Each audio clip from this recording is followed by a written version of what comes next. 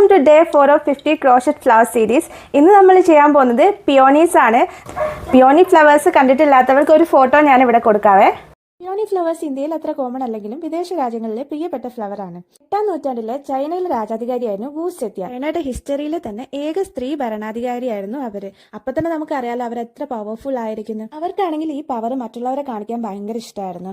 അങ്ങനെ അവർ ഒരു വിചിത്രമായ ഓർഡർ ഇട്ടു. ശൈത്യകാലത്ത് തന്റെ പൂന്തോട്ടത്തിലുള്ള എല്ലാ പൂക്കളും പൂവിടണം. അങ്ങനെ വന്നാൽ അത് തന്റെ പ്രൗഢി കൂട്ടുമെന്ന് അവർ വിശ്വസിച്ചു. നമുക്കറിയാലോ ശൈത്യകാലത്ത് ഫുള്ള് മഞ്ഞായിരിക്കും, പൂക്കളൊന്നും അങ്ങനെ ഉണ്ടാവില്ല. അങ്ങനെ അവിടുത്തെ ഗാർഡനേഴ്സും കൊട്ടാരത്തിലെ മറ്റുള്ളവരും കിണഞ്ഞ് പരിശ്രമിച്ചിട്ടോ അല്ലെങ്കിൽ രാജ്ഞിയുടെ പൂക്കൾക്ക് വരെ പേടിച്ചിട്ടോ അത്ഭുതകരമായി പല പൂക്കളും പൂവിട്ടു. പക്ഷെ പിയോണീസ് മാത്രം പൂവിടാൻ കൂട്ടാക്കിയില്ല. കലിമൂത്തുന്ന രാജ്ഞി പിയോണീസിനെ എല്ലാം നാട് കടത്താൻ ഉത്തരവിട്ടു. നാടിനുള്ള എല്ലാ പിയോണീസിനെയും ദൂരെയുള്ള ലുയോങ് എന്ന് പറയുന്ന സ്ഥലത്തേക്ക് പറിച്ചു നട്ടു. പിയോണീസിന്റെ പ്ലാനിങ് മറ്റൊന്നായിരുന്നു. ഈ ലുയോങ്ങിൽ തഴച്ചു വളർന്ന പിയോണീസ് അവിടുത്തെ മെയിൻ അട്രാക്ഷൻ ആയിട്ട് മാറി. ഇപ്പോഴും ലുയോങ് അറിയപ്പെടുന്നത് സിറ്റി ഓഫ് പിയോണീസ് എന്നാണ്. അല്ലെ, രാജ്ഞിക്ക് മുമ്പിൽ പോലും തോറ്റു കൊടുക്കാത്ത ഫ്ലവേഴ്സ് ആണ് നമ്മുടെ പിയോണീസ്. എന്റെ പിയോണി ഫ്ലവർ നിങ്ങൾക്ക് ഇഷ്ടപ്പെട്ടെന്ന് കമന്റ് ചെയ്യണേ. ഇനി നമുക്ക് നെക്സ്റ്റ് പാർട്ടിൽ കാണാം.